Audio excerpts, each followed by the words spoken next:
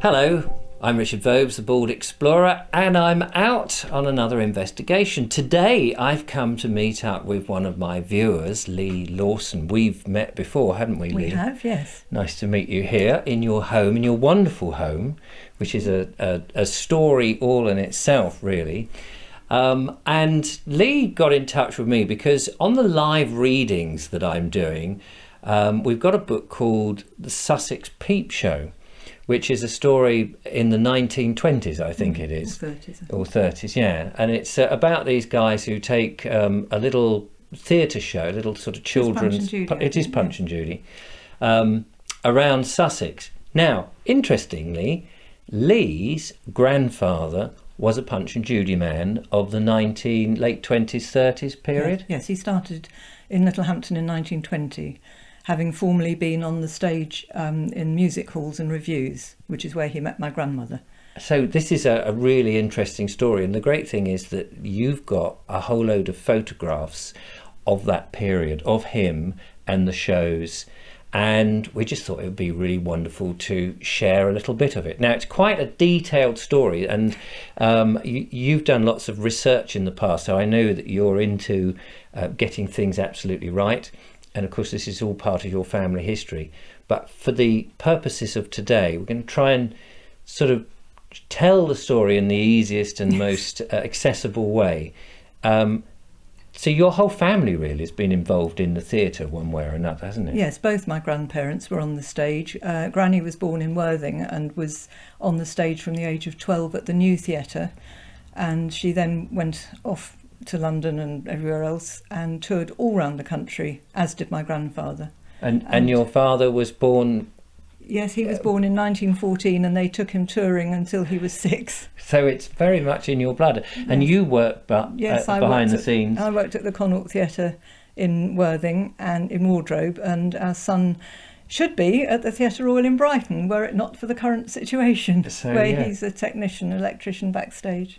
So it's really interesting, I find, because I'm a performer as well and used to perform stuff, and I've worked with Punch and Judy men in the old days when I used to go out doing that sort of stuff. And it's a fascinating life. So let's just go through your grandfather then. He starts off as a young man. Yes, about 1900. And yeah, so just before the First World War. Yes. And he's touring around doing what sort of shows? Singing mostly, and just entertaining in vaudeville, pantomimes. I've got a lovely poster from 1914 when he and my grandmother and her sister were all in a show in Aberystwyth in Robinson Crusoe. And that dates from March 1914, which was just 9 months before my father was born. So I think that's why they kept the poster. And they carried on touring with Dad until 1920. And because her parents lived in Littlehampton by then, they'd moved from Worthing, they settled in Littlehampton, which was their base anyway, when they weren't touring, when they weren't in a show. And they had a canvas hut for a season down by the harbour, near where the windmill was, and they knew Harry Joseph, who was quite a well-known impresario who lived in Littlehampton, and he employed my grandfather to manage the casino for him, which was an entertainment complex. So this is just, I think it's now Smart's Entertainment. That probably, yes. Yeah, yes, it was down Butlins when I was a child, and I think it might be Smart's now. Yes, I've been down there, and I've actually interviewed, I think it was Gary Smart many years ago, as part of a corporate thing, but it's neither here nor there. But so that area in Littlehampton has been an entertainment area for donkey's years. Oh yes, it has, yeah. And they, for a while, they rented one of the Coast Guard cottages, which were in that same bit. There's a photograph of it with the oyster pond, which is obviously still there, yeah, with the cottages in the background. And then they moved to Western Road, which is where they lived for the rest of the time. And apart from all the other things that he was doing on the beach, selling a magazine comic called Answers, he played the piano at the Palladium and sang there sometimes for a cartoon series that I discovered from a newspaper, and started the Punch and Judy show. And they kept that the booth was kept in an old lean-to in the back of the in the garden, built onto the back of the house. And you remember it as a kid because you played with the puppets? Yes, the puppets were in a tin trunk under the stairs in Granny's cottage. I really enjoyed playing with those. Yes. And they were there until she moved in 1964 to a flat near the Beach Hotel, and they were given to the Andrew Cairns Boys' School in Littlehampton. Gosh. But nobody knows what's happened to them since. No. So if anybody out there remembers them, I'd love to know. There you are, absolutely. Yes. So, but I mean, going back to when he was a younger man performing on the stage, it was a hard life, wasn't it? Oh, it would have been, yes. I mean, they had to tour. I guess we're talking at the early stages of the motor car and vehicles that could go on roads. Well, they used to tour by train. Right. And they would meet up with their friends at Crewe, which was the classic place. Yes. I did one holiday on narrowboats. I said we had to go to Crewe Station, and Tim To see where they met quite up. small, and I insisted on singing "Oh, Mr. Porter" very quietly on Crewe Station. Yeah, and it's an interesting and hard life. And I notice in your other room on your shelf you had the J.B. Priestley novel, something Empires. I forget what it's called now. Lost Empires. Lost Empires, which is exactly that same sort of story. Yes, and the Good Companions as well, the travelling concert party. Yes. Because that was another thing that he did when he left the stage. You know, for the touring, he was in concert parties sometimes, and had one of his own, Uncle Charlie's Jolly Boys at Littlehampton.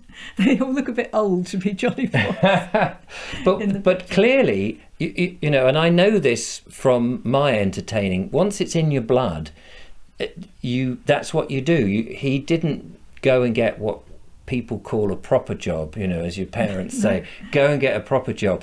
So when he had a child and they tried touring until, as you say, your dad was 6, and then they settled, and they was, I guess, fixed in Littlehampton, although they did do a bit more touring on and off. Yes, I've discovered since, by looking at newspapers on Find My Past, that they were both touring individually for quite a few years after my Auntie Rita was born, and she was born in 1921.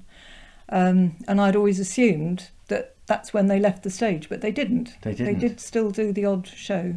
So settling down with a son and eventually getting a house, you've still got to pay all the bills and everything. So your dad was, I mean, this is quite interesting, selling flags and these magazines called Answers, as you said before, on the beach. Yes, and he judged sandcastle competitions, and he ran singing competitions for children. Yeah.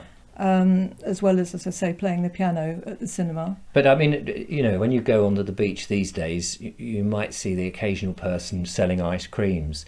But he looks, you know, it's just that period thing. I mean, you've got a blown up picture here which is used in an exhibition, and you know, it's still that salesmanship that he would have learnt from the stage of propositioning people and getting them to buy flags and magazines and all of that, and still using all those skills. Yes, because I understood from Dad that my grandfather used to go ahead of the show sometimes to do the publicity in advance. Yes. But they were often only at a place 1 week at a time. But they would often go back to the same. Yes, it became a regular thing. Yes, but that you saying about them not having much money and having to earn it as best they could, they also rented a couple of their bedrooms out in the season. Right. They had a spare room, I think, but Dad's bedroom was let out when he was in his teens, and he was a keen Boy Scout, so he used to take a tent to the field at the end of their road, which was owned, I believe, by the Scoutmaster, and Dad would sleep in the tent. Gosh. And he was too tall. He was a tall man. He was too tall for the tent, so he said he slept with his head out at the end with an umbrella up. Oh my goodness! You can't imagine people doing that nowadays. No. And they advertised in Dalton's Weekly and had a sign in the window saying accommodation, and they used to you had to provide your own food, and they would cook it for you. Right. Apparently. Oh, how interesting. The advertisement says. And they had a boxer. I've looked him up and I've discovered he the name I was told, Johnny Basham, I think it was. Johnny Basham. That's a great name, isn't it? I found him on Wikipedia. And, oh, did you? He did exist, yes. Wow. So, I mean, it just goes to show how tough things were. And also the season was very short because, of course, winter time, there wouldn't have been anything. You couldn't do Punch and Judy on the beach. No. He would do children's parties. I've got a letter from 1949 when he was booked to do a children's party for Christmas at Arundel Castle. And whether that was the only time, Yes. or that just happens to be the letter I've got, he may have performed there before. But so a man dedicated it. So, and looking at the pictures of the Punch and Judy booth that you set up, obviously over time, he did that for about 30 years. I think yes. we were talking before we were recorded. And knowing how you make up your props and how they get battered and bashed, and you change your show and all of that, I imagine that his show was changing constantly. Yes, judging by the photographs, even the puppets have appeared to have changed. Mr. Punch looks different, and the actual decoration on the booth changes over time. Yes, and they were quite big puppets. I mean, I've seen puppet shows now, and they're relatively small compared to these are great big chunky things. They are, yes. Probably carved out of wood and quite heavy. I don't know whether he made them himself. I think it's possible that he did. Yeah. He was quite handy with things. And I guess, being at Littlehampton, which is a holiday resort, people would have come down. So the locals would have seen it, but, local kids, they get a bit blasé. But to the holiday makers, and when you think in that time, we're talking from the 30s onwards, aren't we? Yes. Certainly there were big parties from London that used to come down, Yes. and he would be entertaining those. We've got a photograph of him with a big group. And there are various films that you see now on the internet, not of him, but of similar things going on in Littlehampton. And being a singer, he would have been able to project the voices and probably use the swazzle. Yes, I assume he must have used one. I haven't got any That's evidence. the way to do it! Yes. And all of that. And so kids must have been overawed. I mean, when you look at the pictures now and you think, golly, everything looks a bit handmade and a bit rough. But in the 30s, children didn't have anything like the entertainment that we have now. Of course they didn't. No. And so these would have been memories that were being put down to them, the Punch and Judy man, his personality, and the whole theatre on the beach. Yes. I mean, a terrific thing. Yes, because Tony Wales, who a lot of people will know from the books that he wrote about Sussex, he's used pictures of my grandfather in 2 or 3 of his books, and he writes very... he really enjoyed his shows. Yes, which is nice. He remembers them from going to see them. Yes, as a child, he said you couldn't keep him away. And one of the tutors at college, when I was at Worthing Art College years ago, one of the tutors said that he'd remembered him when he was a boy. He used to go and watch him. Gosh, I mean, that's the thing. These things do stay in your memory, and I think that whole live theatre. Even if it's just in a little Punch and Judy booth, but there's a whole before and after when you engage with the audience, is something that's so special and magical that we don't really have so much. There are Punch and Judy people now, but it's not anything like the sort of thing that it once was. And of course the stories weren't terribly politically correct, with Punch and Judy and the sausages and the crocodiles and all of that. Oh, it's all good fun. No, we've got a Punch and Judy man who lives just opposite us, actually, and his show's very good, I will say. Oh, there you go. So it's such a strong tradition. But your grandfather, he died what we would now think as very young. Yes, he was only 67, I think. He died in 1953. And had premature senility and a duodenal ulcer, which is rather sad. But yes. I do remember going to see him when he was in bed and not well at all. I only remember, I think, because I fell down the bottom 2 steps and hurt my ankle. Oh, but gosh. I would have only been 2 and a bit. Right. Well, I was nearly 3 when he died. But Yeah. I don't know whether I ever saw the show. I think it's probable that I did, because he was still advertising in 1952. In the newspaper, but I don't actually remember it. But I do remember odd bits about him. It's so. We lived just by them. Right. We lived in Weston Court, which is opposite their cottage. It's amazing. It's such an interesting thing to have. You see, I only really know what my parents did, and the rest of my family history is very, very vague. But to have something as rather magical as this in your family is, I think, for a lot of people, is very touching, and you've got all the pictures and the history and all of that to look and back on. My favourite little booklet, advertising booklet that was to do with Marmite. It was a publicity thing for Marmite, but it's about the story of Punch and Judy. Tiny little booklet. Well, you can show it later. But in this shed, this lean-to, there was an old wooden dresser, and the drawers were all sort of rickety. And I used to love it because there were hundreds of these little booklets, it seemed to me, all going a bit rusty around the staples and a few old nails thrown in.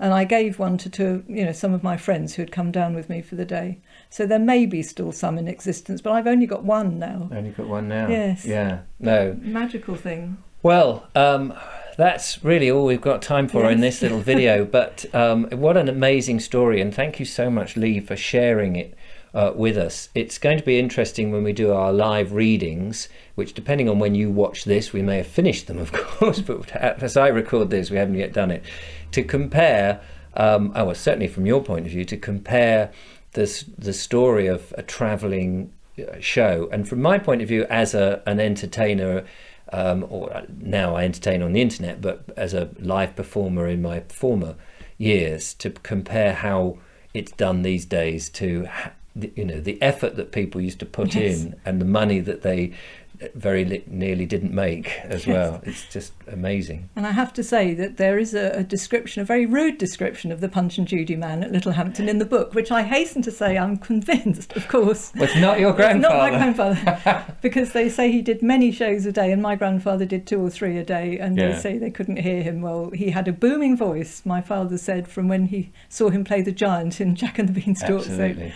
it's probably all made up in the book anyway. Or another Punch and Judy. Anyway, thank you so much for sharing your memories and, of course, the history of your grandfather. And if anybody's got some interesting comments, can add to that story, maybe remembers it, would be fascinated to know. Leave a comment in there. Or if you've got anything interesting theatrically in your family, also fascinated to learn about that. But from us here in jolly old Worthing, thank you so much, Lee. Thank you. Don't forget to follow, like and subscribe, and give us a thumbs up if you've enjoyed the video, and I'll be out and about doing another one sometime really soon. Till next time, bye-bye.